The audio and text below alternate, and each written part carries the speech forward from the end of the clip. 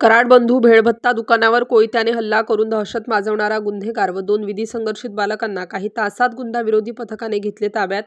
दिनांक 29/10/2025 रोजी सायंकाळी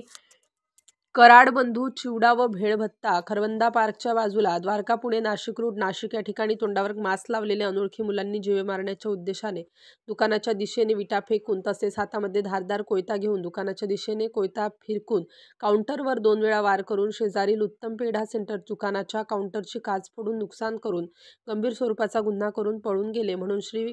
विक्रांत शांताराम कराड यांच्या फिर्यादीवरून मुंबई नाका पोलीस स्टेशनकडील गुन्हा रजिस्टर नंबर 378/2025 भारतीय न्याय संहिता कलम 110 324-4-35 भारतीय हत्यार कायदा कलम 425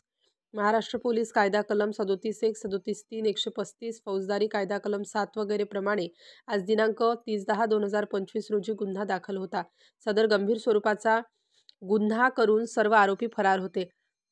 त्या अनुषंगाने माननीय किरण कुमार चव्हाण पोलीस उपायुक्त गुन्हे, माननीय श्री संदीप मिटके सहाय्यक पोलीस आयुक्त गुन्हे यांनी गुन्हाविरोधी पथकाचे अधिकारी व अंमलदार यांना अनोळखी आरोपितांचा शोध घेण्याबाबत सूचना व मार्गदर्शन करून गुन्हाविरोधी पथकाचे प्रभारी अधिकारी ज्ञानेश्वर मोहिते व अंमलदार मलंग गुंजाळ, विजय सूर्यवंशी, सुनील आडके, प्रदीप ठाकरे, अक्षय गांगुर्डे,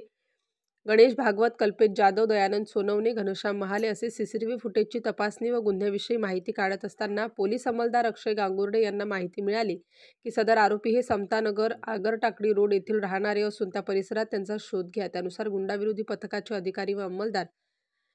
यांनी समतानगर परिसराला घेराव घालून संशयित आरोपींचा शोध घेत असता प्रेम गांगुर्डे नावाचा मुलगा सलूनच्या दुकानातून घाईघाईने कटिंग करून पळून गेल्याची माहिती मिळाल्याने त्यानुसार पथकाने आरोपी नामे प्रेम प्रदीप गांगुर्डे व 19 वर्ष राहणार आगरटाकडी रोड समतानगर नाशिक यास